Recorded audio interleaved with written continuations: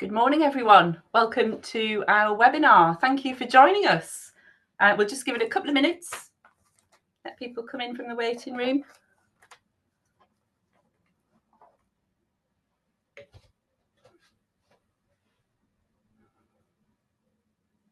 Right, we're at 11 o'clock now. So yeah, thank you for joining us, everyone, on this sunny Friday. I can't promise you a bank holiday this weekend, I'm afraid, but May does have a lot of bank holidays in it. It's the gift that keeps giving. But it is going to be a nice weekend. So this is a great way to sort of kick off your weekend by attending our webinar. My name's Jane, and I am one of the success managers at GovernorHub. I'm joined by Elena, who is a specialist content editor at The Key, and also David and Leonie from the support team at GovernorHub, who will be on the chat. So if you have any questions as we go along, feel free to pop them in the chat and they'll be able to help you. And we've also got Polly, our marketing manager, also with us. Right, so I am going to spend the next 30 minutes talking about GovernorHub. It might be that you already use GovernorHub at a basic level, or it might be that you're completely new to GovernorHub. But what I hope to do in the next 30 minutes is give you a flavour of all the different features that come with the full package of GovernorHub, which is GovernorHub now, one sort of subscription. Now, I won't be able to go into super detail in 30 minutes because a full demo of each of these things takes quite a while. But if you do want more detail or more information at the end, please feel free to reach out to us at support@governorhub.com and we'll be able to give you more detail. Right, without further ado, actually, the first thing I want to point out is this strapline here, which is everything a governor or trustee needs in one place. And that essentially is what GovernorHub is. It's one login for your governors and trustees that does all of the things that they need to do. They can do all their compliance jobs. It's a secure place to store your documents with easy access for governors, and obviously because it's sort of written, it's a program that's designed for governors. That document section has some additional features, such as you can sign documents remotely, you can share documents and folders to the notice board with a single click. You can also set review dates for documents as well. It has a calendar. You can link folders to the calendar to make it easy for people to access. And you also have the ability to mark attendance within a calendar event as well, which obviously allows you to download attendance reports. It also has a notice board that you can use to communicate and easily share folders and documents with.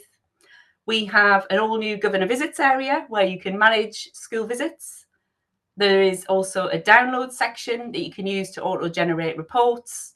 And there's also an area to manage compliance. So some of you might be familiar with that element of GovernorHub, the tool, in that you can do a lot of your organisation and management of governance through that area. Now, there are lots of other features that come with our full governance package as well. So we, in addition to that tool, you also get access to more than 1,000 practical resources written by our governance experts, one of whom you'll hear from in a moment. We have quick reads, we have question banks. Those in particular are really, really useful because they're not just lists of questions, strategic questions that your governors can draw from, but also model answers so that they know how to sort of follow up those questions and what sort of responses they should be getting from the staff that they're asking those questions of. There are editable templates and there are downloadable checklists. So a great resource bank to keep your governor's knowledge up to date. We also have a good range of online training courses, which again are fully integrated with the GovernorHub package. So we also have learning pathways around a range of topics. All of your statutory training is there. There's all of your must-haves and a lot of your nice-to-haves there. You can signpost governors and trustees to complete the training through GovernorHub. And what's wonderful is that it does populate their training record automatically as well. So that you know, if a governor starts a course, you can see that in their training record, but also when they complete it, it shows that in their training record as well. And the certificate is there waiting for them to download. The courses also, you know, and I need to say this as well, I think this is a really important point about our courses, is that they're all written through that lens of governance. So, you could do a GDPR course, you could do a safe recruitment course in many different places, but our one is written through that lens of governance, so it's relevant to the people that are doing the course. We also have model policies and guidance of how to review them. We also, as I mentioned, have a new governor visits area, which allows you to schedule governor visits in advance and for governors to upload their visit reports so that you can have oversight of them and that they're easy to access and to monitor. And our all new board effectiveness tool, which I'm going to show you in a bit more detail in a moment. So this is our reimagined skills audit. You probably are familiar with the old style skills audit. Our board effectiveness tool is quick to complete. It's completed within GovernorHub, and the system auto compiles the information, so you don't have to sort of collect it in. You can nudge people through the system to complete it, and you get a lovely summary that is really, really useful in monitoring effectiveness and also taking steps to improve the effectiveness of your boards. I'm going to go into a bit more detail on that tool in a moment. Now, if you're a trust, there are also additional features. So I mentioned the online training on GovernorHub knowledge, but if you're a group, you also have the ability to set up your own sessions that are bookable within GovernorHub, the bookings can be managed within GovernorHub, and they can also auto-populate the training record as well. And we also give you a back-end database admin site for a little bit more reporting abilities as well. So again, as I said at the beginning, if you're interested in any of these features in more detail, please get in touch. Right, so I'm just going to come out of that PowerPoint for a moment and just show you some of the things I've been talking about. So GovernorHub, you sign in with your email and your password, and you can set up multi-factor authentication as well if you wish. You can access GovernorHub knowledge and your boards down the sidebar at the right hand side, and you also have a profile area that you can access that is about you, where you can sort of update your details. You can do all your compliance jobs here, like make your declarations and confirm that you've read Keeping Children Safe. And this is also where you can access your training record as well and see what training you've completed or started. The other thing I like to point out here is I mentioned about the calendar. So if you add folders and you link them to the calendar when you set up the event, governors can actually just log on and go straight from their upcoming event to the folder that's relevant to that meeting. And a lot of our users find that really useful because it means that you can just easily access the documents as well from there. We also have a link here to our blog, The Hoot. We have a governance blog called The Hoot, which we write articles about school governance here. A recent one we've done just last week. How does your school or trust support service children? And there's an interview there with a lady, I'm just trying to remember her name, it's probably at the bottom, Victoria, who talking about how you could support service children. So we take like interesting topics that governors might be and trustees might be interested to think about, and we produce these thought-provoking articles to keep governance knowledge up to date. So that's accessible from there as well. Now, as I mentioned, as an overview, on your board has a notice board so that you can communicate. There's a calendar where you can schedule events and monitor attendance. The document section where you can add documents and you can restrict the visibility of folders there as well as do other things like mark as signed and set review dates for policies. There's a board management area where you can sort of add and remove members and see what committees people are part of and what appointments they have at a glance. And also an area where you can download a range of reports as well, such as a training report for a board or a declaration of interest report as well. Now, I mentioned that I was going to sort of home in on one particular area. So I'm going to just show you quickly the effectiveness tool, which is a new feature. This is our reimagined skills audit. I just want to show you how quick it is to complete the tool and also how useful it is, what information you sort of get out of it. So trustees and governors can update their effectiveness tool, and it's 2 pages.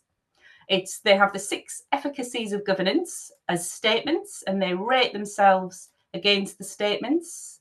If they're not sure what they mean. We've got these handy I buttons that give you a little bit more information about what it means to be visible and engaged within your school community. So there's some help there with completing it. It doesn't allow you to miss out a statement, which I find very useful, because sometimes when I'm doing forms like this, I can miss them out, but it doesn't allow you to do that.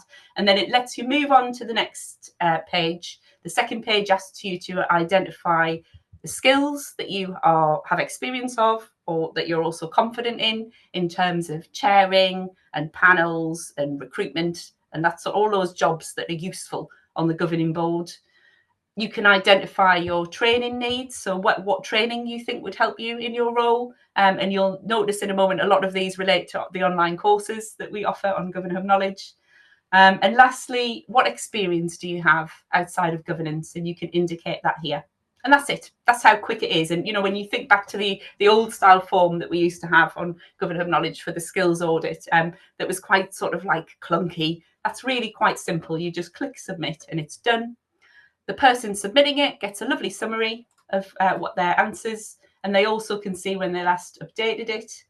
At a board level, you get a summary, and you can also manage a little bit who's completed it. So you can see who's completed it as the admin. You can also send reminders. You can send little nudges to people who have yet to complete it as well. So you can monitor the completion of it. You get a summary of all the areas. So the efficacy summary is the first one, which is this handy pie.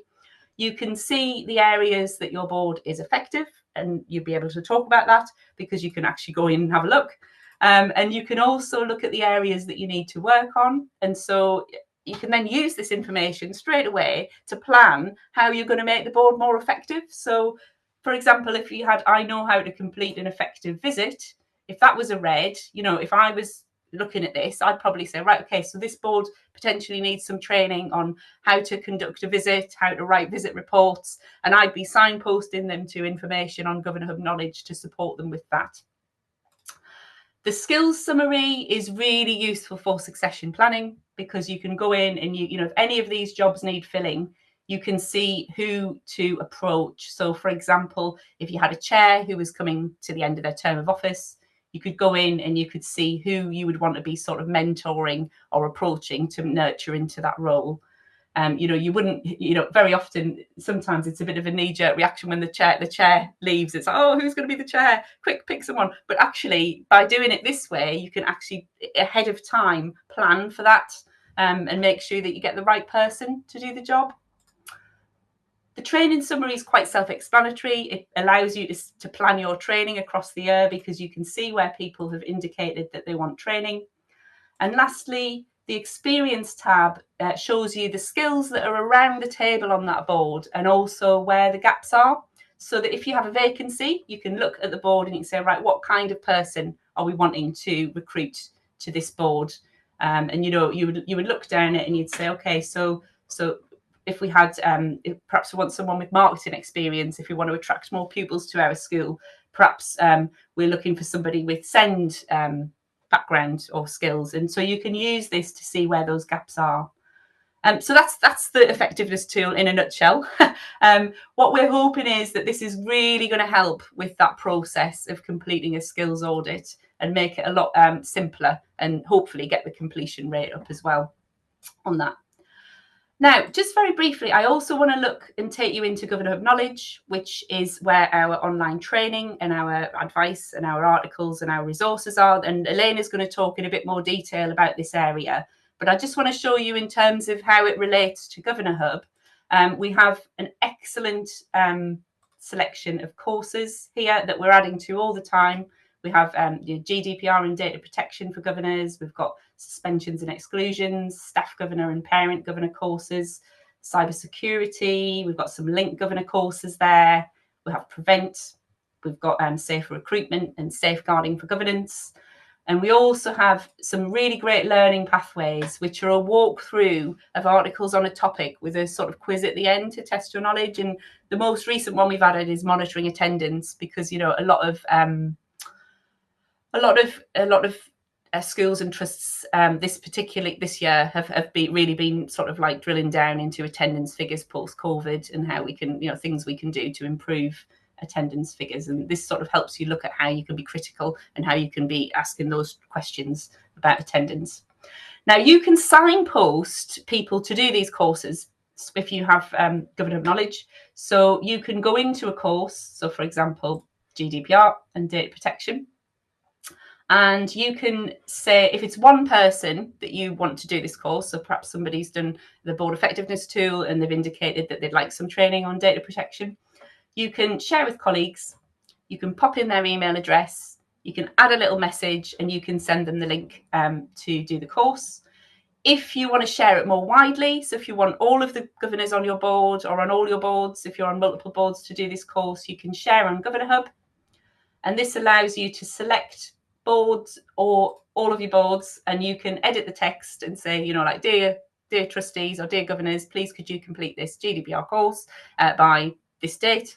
And when you click share, it posts that link on the notice board in GovernorHub. And because it's a notice board post, it email alerts the governors to or the trustees to complete that course. So it's really, really simple to sort of signpost people and groups of people to courses. Now, you can do the same with the articles as well. And Elaine is going to talk more about this in a moment. But, if whenever anything changes, we always produce a summary of the changes. And a good example of that is keeping children safe in education. When it's updated in September, we have a summary document. You can go into any of the resources here. So let's just take this as an example, how to scrutinise information as a trust board. And you can share with colleagues, as I showed you, or you can share on GovernorHub if you want to send it to your whole board. So you can very, very quickly send this information to support your trustee and your governor knowledge. And the same with things like, I mentioned question banks. You can type in any sort of search here, like questions about SEND, and it will come up with a bank of really strategic questions to ask about SEND. Now, obviously, you wouldn't ask them all, but you can pick out the ones you want to ask. So if you were interested, for example, in attendance and SEND, you could go in and you could say, right, I'm going to ask this question. And how do the attendance rates for pupils with SEND compare to those without? And it gives you a model answer. It says, this is what your SENCO should be showing you. This is what they should be telling you about. And there are some lovely sort of follow-up questions there, like how a parent and carers how have they been involved in improving attendance and exclusion rates for people with SEND. So it's really, really useful to sort of support your governance to become greater through these resources here. So that's really useful that you can signpost that way. And as I mentioned, there are a number of other features as well that come with a trust subscription. But at this point, I'm just going to stop because we're talking about GovernorHub knowledge. I'm going to move back over to here because Elena is going to just speak a little bit more about how this content is created on GovernorHub knowledge. So Elena, I'll just pass over to you now, if that's okay. Thank you, Jane. Thank you. Hi, everybody. It's lovely to be here on this lovely sunny Friday. We've got a gorgeous day here in Norfolk. As Jane said, my name's Elena. I'm one of the content editors for GovernorHub Knowledge, and I'm just going to give you a little bit of information about how you can trust our information and kind of the processes that we go through when we're writing content for governors and trustees, and how you can therefore trust what we're saying is correct. So, I'll just fill you in a little bit about us as content editors. We're all experienced in the sector. So I am an ex-teacher, for example. One of my other colleagues is an ex-teacher. We are all governors, so we're all doing it. We're not just talking about it. We're able to actually reflect on what it's really like to be a governor. And we know that governors and trustees are busy people. We all have day jobs. We're all doing this as a volunteer role. We don't have time to look through lots of waffle and things that just aren't important. We need, perhaps we might have 10 minutes before going into a meeting where we need a really nice quick summary of something so that we can feel confident to ask questions in that meeting about that topic that perhaps we might not know very much about. So we know that you are very time poor because we're doing it too. We're trained, obviously, in all things to do with governance and all things to do with trust board accountability and how to research and how to write for that audience. But we also fully understand compliance. So we're all really well versed in all of the statutory guidance that surrounds schools and trusts. And we're mentored very closely with very experienced sub-editors who look after our training, our development. And so we are constantly learning as well as we're going along. So we're all real governors writing for governors and trustees. Jane, would you mind moving to the next slide for me, please? Thank you. So how do we work then? We have a bank of around 600 plus articles on our site, as Jane has just shown you what the GovernorHub Knowledge site looks like. We also have lots of training courses, and we update those regularly. We have an automated cycle that will flag up, that a certain period of time has passed and that article or that training course needs to be looked at again. So we don't write something and then leave it and let it, sit and get dusty for years on end. We are regularly reviewing all of our content and just making sure that there aren't any guidance changes that we perhaps haven't noticed or anything that needs to be refreshed. And also just making sure that, we are, writing as accurately and as succinctly as possible, and does it need a little spruce up? So we don't let our content sit and get dusty. We are regularly reviewing it. We only use authoritative sources, so we've got really good relationships in the sector. We work very closely with the DfE. They will often give us a little heads up when something's coming up. We're also working very closely with the Confederation of Schools Trusts, and we've got lots of a forum strategy. We work with them. There's lots of partners that we have out in the sector who we have really good relationships with, and we can go to, and they will help us and guide us when we're writing content. And we also have our partners at Forbes Solicitors. So quite a lot of our content, for example, our model policies, they are all checked by Forbes Solicitors, so that we know that really we've not possibly, there's no room for error there. We don't just check it ourselves, and with our own sub-editing team, we will then ask solicitors to check it for us as well. And as I've said before, as content writers, we are constantly undertaking training and mentoring, and that's part of us ensuring that our quality of content is as high as it can be. So an article, so for example, the one that Jane just showed you then, which was how to scrutinise the information given to you, given to your trust board. I wrote that article. I researched and wrote that. I spoke to various sector experts that we have, because we also have a wide community of experts who work with us. And we can contact them if we have questions, or if we're writing a new piece and we want some different perspectives from people who used to be head teachers or people who are on trust boards. We have a wide range of experts that we use. So I had quite a few meetings when I was writing that article to help me put that together. And then it's not a case of me just literally, I'm happy with it, I'll publish it. We then have a sub-editing team, and they are, I say this in the nicest way possible, but they are extremely ruthless, and they will literally examine every single word in that article to make sure that it is exactly right, and that everything in there is working as hard as it can. So we have that extra quality assurance process. Jane, would you mind moving me on to the next slide? Thank you. So as I've said, we fact check our work. We have our sub-editors that then do that again for us. We have our experts in the sector and our partners at Forbes Solicitors who will fact check for us as well. We review things regularly, as I've already said, but also we update whenever there are any changes to guidance or advice. So you don't need to be scanning, Schools Week and BBC News or in the DfE pages. I mean, you can if you want to, if you enjoy that kind of thing, but we are doing that hard work for you. So if something happens, we will leap on it and we will let you know if there's an important guidance change or something has happened that governors and trustees need to be aware of. We will update our content so you can be sure that it's accurate and it's relevant.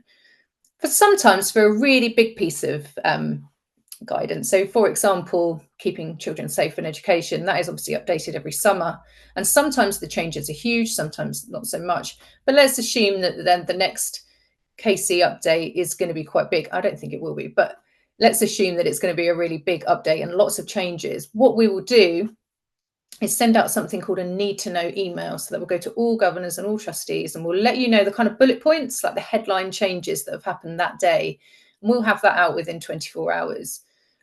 Within 48 hours, we'll have a summary of changes article that will then go into a little bit more detail about what those changes look like and what it means for you and what you need to do right now. And then we will then work our way through all of our content. You can imagine for something like safeguarding, we've got lots of content. So we're not going to be able to do that overnight. There might be 100 articles that are affected by that. But what we will do, the first thing that we will do is you might see a little grey box at the top of the article that says to you, we are aware that keeping children safe in education has been updated. We are going to come back to this article and make sure it's fully up to date. And you can also press, there's a save for later button, and you can be informed when we do change something. So you can be sure that you're looking at content that is up to date and is accurate. Okay. As I've said, we write with governors and trustees in mind. We know that governors and trustees are really super busy people. So we write with empathy and understanding, and we don't assume, you know, a new governor or even a new trustee might not have education experience. You know, they might not know all of the acronyms and the terms that they'll hear head teachers or trust leaders talking about. We don't assume that you have lots of prior knowledge for an article. The last thing we want you to do is to read an article and then have to go off and Google something to find out what it is we're talking about. We write in plain English, and we make sure that we aren't using lots of jargon, because we know you haven't got time for that. And if we can't assume that everybody will have the same level of understanding, the same level of experience when they're coming to that article. So we write with that empathy, that we know that you are time poor, and we know that you're not necessarily working directly in education. So you may not know all of the terms that are used in a meeting or in a paper that you're given before a meeting. So we will make sure that we write everything as simply as we can, and we explain any terms that we're using. We also have quite a few articles that go through all of the kind of jargon. So if you have a new trustee join your board or a new governor join your board, you can share those articles with them, and it kind of gets them up to speed with some of the things they'll hear around the table that they might not understand straight away. And ultimately, we write all of our content thinking about the knowledge to act. Like, we don't just give you the background information and things that are fun to read. We're giving you the information so that you can then go and do your job. So we'll tell you what you actually need to do as a result of the thing that we're writing about. So if something is, for example, today, there's been a change to statutory guidance around careers education. If you're the link governor for careers, you need to know what it is your school should be doing and what you as a governor need to do in terms of monitoring that. So we will tell you that in really, really clear language so that you can actually do your job. Okay, Jane, would you like to move me on? I'm just aware that the time is ticking on. I've already kind of gone through this really, but we have our need to knows. We will let you know as soon as something changes. Like I said, we do have really close contacts at the DfE, so they'll often give us a little bit of prior warning when something is going to change. But we're there ready to move quickly. So, for example, today, the careers guidance change that I was talking about, my colleague is writing that need to know right now. So we can know that before the day is out, all our governors and trustees will be aware if there's anything they need to be looking at. If they're working in secondary schools, they know what the changes involve and what they actually need to do as a result of that.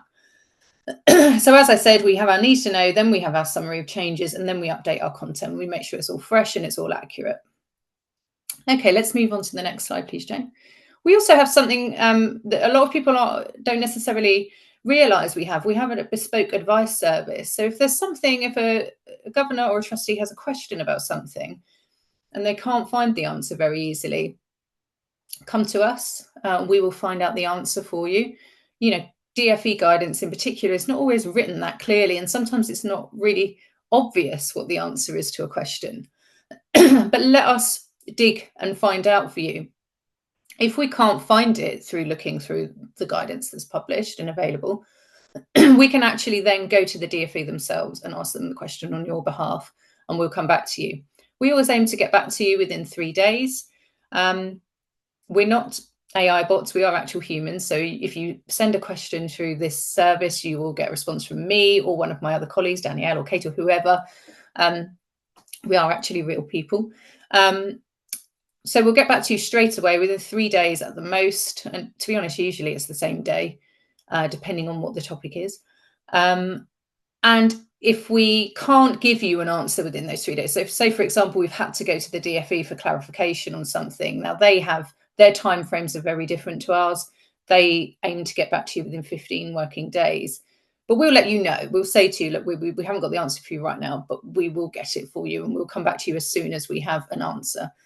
And we'll always give you 100% of the answer. So if it isn't out there somewhere, we will find it. We'll go to the DfE, we'll go to our legal partners, we'll reach out to somebody in our expert community, and we will find out. We are, you know, completely dogged in kind of finding out the actual answers. We don't like to come back to members and say, oh, we're still not sure, sorry.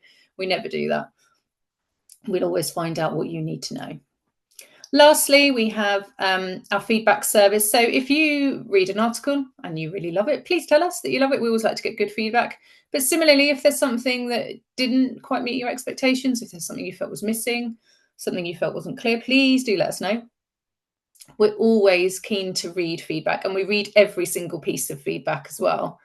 We don't just read the good stuff, although we do love getting the good feedback. We always, if we get negative feedback, we will always respond to you. And it might be that we end up changing a piece of content because of what you've said. But we do really appreciate the time that people take to send us feedback. So please do keep it coming. We really enjoy getting it. It really helps us with our content. Okay, Jane.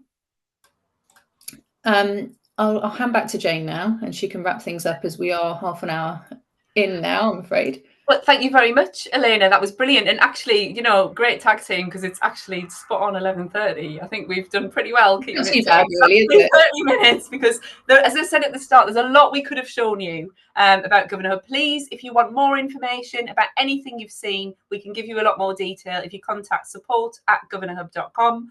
And if there'll be a survey going in the chat. Please do take the time just to tell us if you found this session useful. We like to run these sort of regularly just to keep people updated on any updates of features, and also just to let you know that you can how you can make the best out of the product as well. Thank you so much for taking the time to come. We really do appreciate it, and have a lovely, lovely sunny weekend.